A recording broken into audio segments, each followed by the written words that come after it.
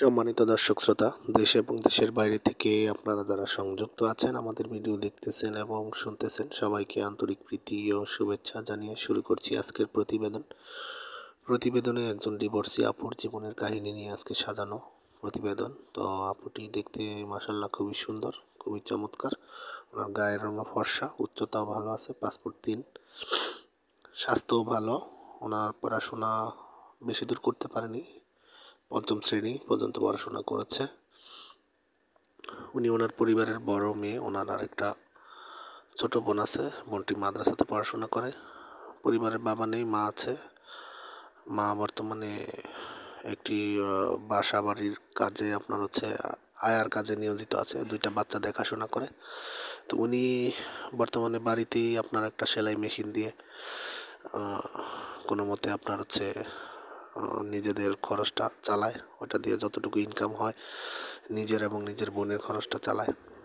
তো অনেক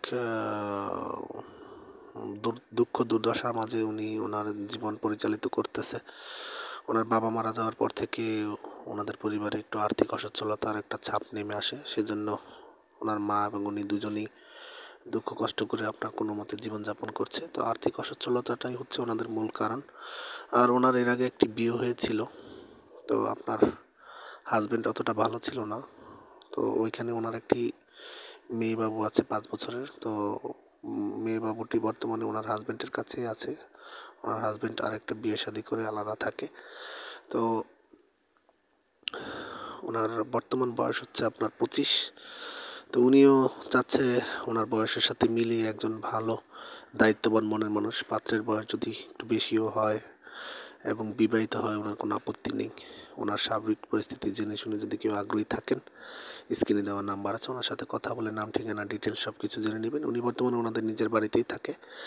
তো আপনারা যারা এই ধরনের পাত্রীর খোঁজে আছেন, যে ডিভোর্সি কোনো নারীকে বিয়ে করে জীবনসঙ্গী করে জীবন কাটাতে চান, তো অতি দ্রুত স্ক্রিনে দেওয়া নাম্বার, ওনার সাথে কথা বলে নাম ঠিকানা সব কিছু ওনার মুখ থেকে শুনে নেবেন। আর আমাদের চ্যানেলকে সাপোর্ট করার লক্ষ্যে আপনারা প্রত্যেকটি ভিডিওতে একটি লাইক কমেন্ট শেয়ার করতে ভুলবেন না। চ্যানেলটিকে সাবস্ক্রাইব করে রাখুন, পাশে থাকুন, সেই প্রত্যাশায় বিদায় নিচ্ছি। ভালো থাকবেন, সুস্থ থাকবেন, স্বপ্নভূমি চ্যানেলের সাথে থাকবেন। আসসালামু আলাইকুম।